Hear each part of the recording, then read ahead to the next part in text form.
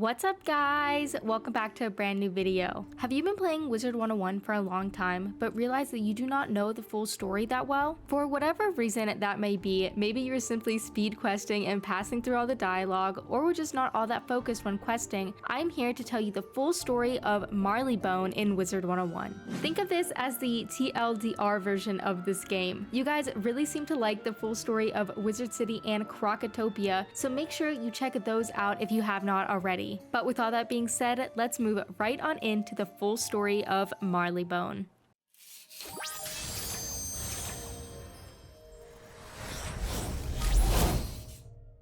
So, let's begin. When you arrive in Marleybone, Private Kinchley greets you and states that he has been instructed to direct you wherever you need to go. Once you mention the sarcophagus, Private Kinchley leads you to the curator of the Royal Museum, Clancy Pembroke. Despite Clancy Pembroke admitting that he has received the sarcophagus for processing, he refuses to let you see it. Apparently, it is very fragile, and he does not want the general public messing around with it. However, he does advise you to speak with Mayor Pimsbury. The mayor is the only person who is allowed to make exceptions. Mayor Pimsbury acknowledges your mission, but declares that he won't let anything out of the museum until the streets are safe. It turns out that Marleybone has quite the gang problem, and you'll need to fix it before you can get your hands on the Croconomicon. To help you out a bit, Mayor Pimsbury suggests that you speak with Sherlock Bones, who has been investigating the O'Leary gang, and he thinks they're the cause of Marleybone's problems. He then tells you that he's worked with Miss Conrail before, and then asks you to go see her out in Hyde Park. After meeting up with Miss Conrail, you learn that she keeps a watchful eye on the neighborhood. In fact, she was even able to set up a meeting with an O'Leary named Baxter, who she claims is willing to part with some inside information. However, Baxter is uneasy and worried that the other gang members will catch on to him, so Miss Conrail sends you to calm him down and gather the inside information. Unfortunately, an ambush catches you off guard and the criminals take Baxter before you're able to speak with him. After beating the O'Leary gang member, Willie Marks, he discloses that Baxter is being held up in the Hyde fraternity house. When you arrive there, however, a clockwork manages to get away with Baxter. Defeated for now, Miss Conrail tells you to go back to Sherlock Bones and inform him of what has occurred.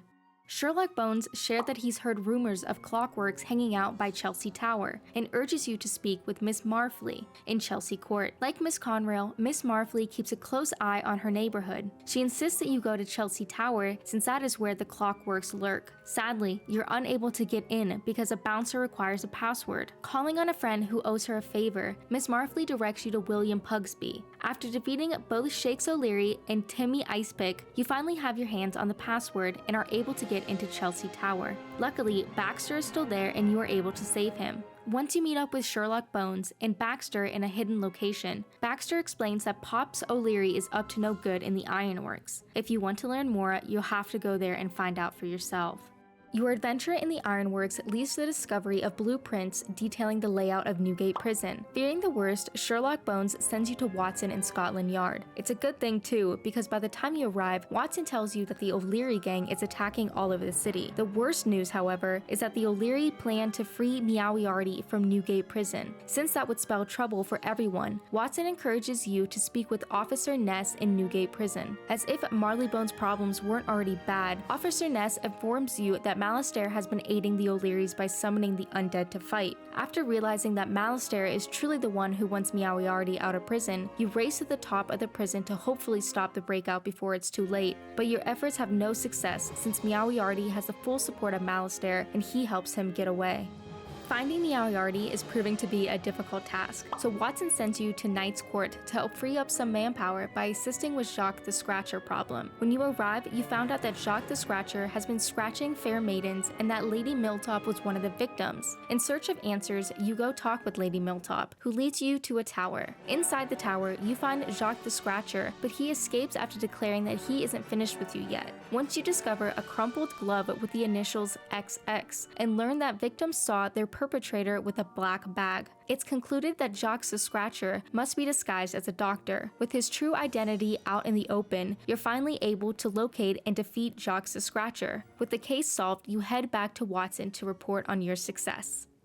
With Jocks the Scratcher out of the way, the detectives are able to identify the scientist behind the mysterious clockworks. That scientist is Dr. von Kotzenstein. After a brief fight with the scientist, his minion Grunk begs you not to hurt him and insists that he can help. See, Grunk has witnessed his master build many clockworks, and he can do the same for you. Once you do just that, the clockwork tells you that the rest of the clockworks have traveled to Big Ben. In a hurry to stop what's to come, you make your way to the Royal Museum where Sherlock Bones is waiting for you. Sadly, Meowiarty has already stolen the Croconomicon and locked himself inside of the Big Ben clock tower. If you're going to get inside Big Ben, you'll have to reset the counterweights. After defeating the two clockworks holding the counterweights down, you're finally able to enter Big Ben to stop Meowiarty. Surprisingly, Malistaire is there with him. Fun fact, when the game was first being developed, this was the first time you were going to see Malistaire, but they since changed it so that you meet him right in the tutorial. So Malistaire asserts that with the Croconomicon, he has everything he needs to finish what he started. However, he also adds that he can't have you following him off to Dragonspire, and orders Meowiarty to finish you off. Despite his best efforts, Meowiarty is simply no match for you, and you head back to Sherlock Bones to share what has transpired. It's here where everything comes together, so it's time to go inform Ambrose of the evil ahead. Alrighty guys, well that is going to be it for today's video. I hope that now you have a better understanding of what the story is in Marleybone. If you guys are enjoying this series so far and want me to continue on with the world of Mushu, please let me know in a comment down below. But yeah guys, if you did enjoy today's video, please make sure to leave a like and hit that subscribe button before you go, as it goes a really long way and shows me that you guys are enjoying my content. And as always, if you want to add me in game, please make sure to join my Discord server. I will have everything linked down below, and I would love to have you guys over there. But yeah guys, that's gonna be it for me. I love you guys so much. Thank you so much for watching, and I'll see you guys in the next one. Bye!